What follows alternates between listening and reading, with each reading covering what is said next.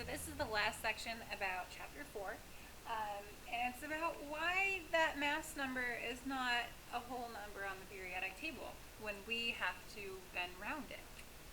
So it's because Dalton's atomic theory, specifically his second point, is not always true.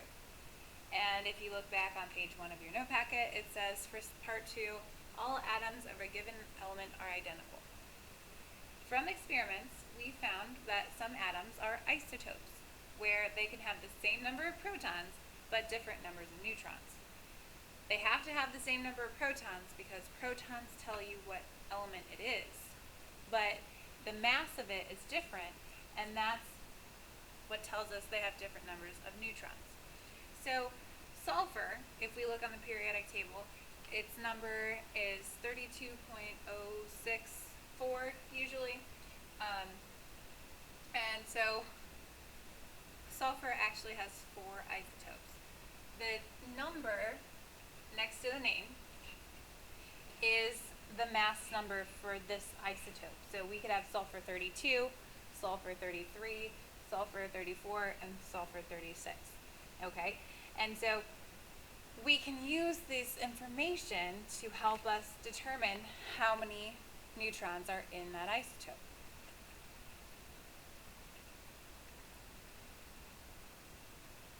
So there again, why we have a decimal number on the periodic table, because it's an average of those isotopes. So carbon is another one that has an isotope, where we have carbon 12, carbon 13, and carbon 14. Carbon 12 happens, if you take a sample of carbon, 98.9% of the time. That's why carbon has the 12.01115 on some periodic tables, or just 12.01 on others. So it's closest to 12 because carbon 12 is the one that occurs the most often. Okay, so this percentage right here is the percentage of natural abundance.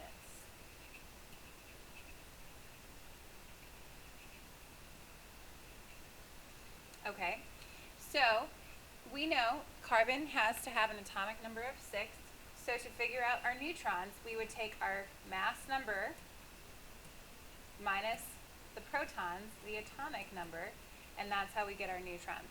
So for carbon 13, we still have 6 protons, but when you take 13 minus 6, you get 7 neutrons. And for carbon 14, same thing. We take 14 minus 6, and that gives us 8 neutrons.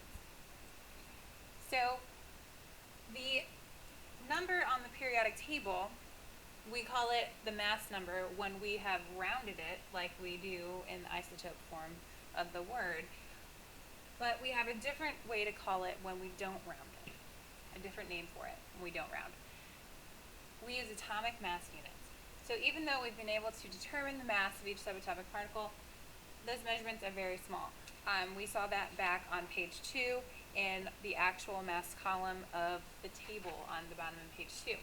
Because they're so small, we use our relative masses that were assigned also in the table on page 2, where we say it has a relative mass of 1 atomic mass unit, AMU for short.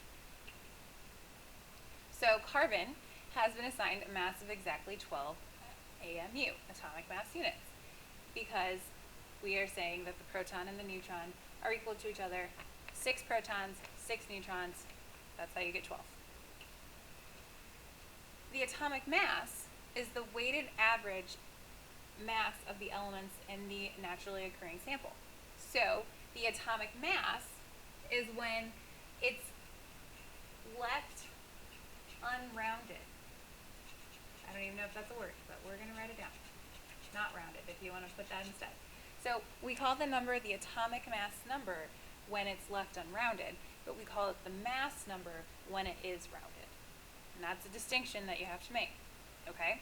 So the atomic mass of an element is the weighted average, and we can calculate this based on knowing its natural percent abundance. So we know what percentage does it occur in nature, which was given in our isotope picture we just saw. So we can calculate, we multiply the mass of the isotope, the mass number, by its percent abundance expressed as a decimal. So if it was 75%, we put 0.75. And then we add them together to find out our total answer.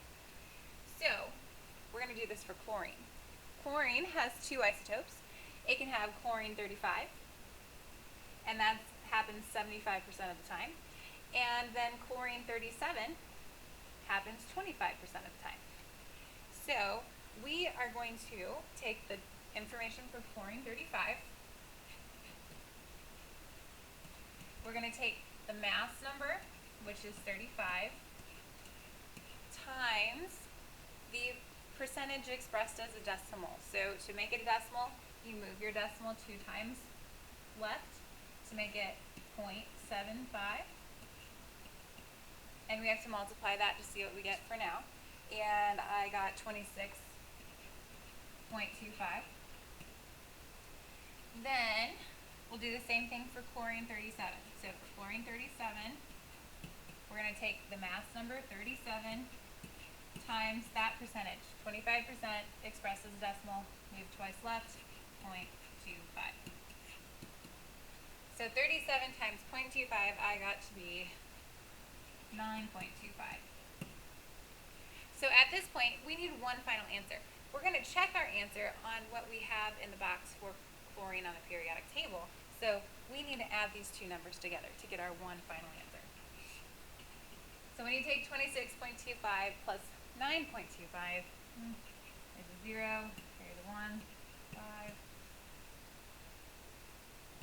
15, so 35.50. And our unit, because it's atomic mass, is going to be AMU for our unit. Well, we can check this with the periodic table.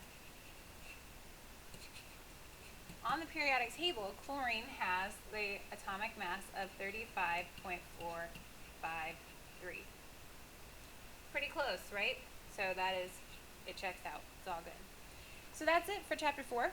We're going to have just one of these on the test for chapter 4, maybe 2. It depends on how nice I'm feeling. But we need to practice these more and then get ready for that test.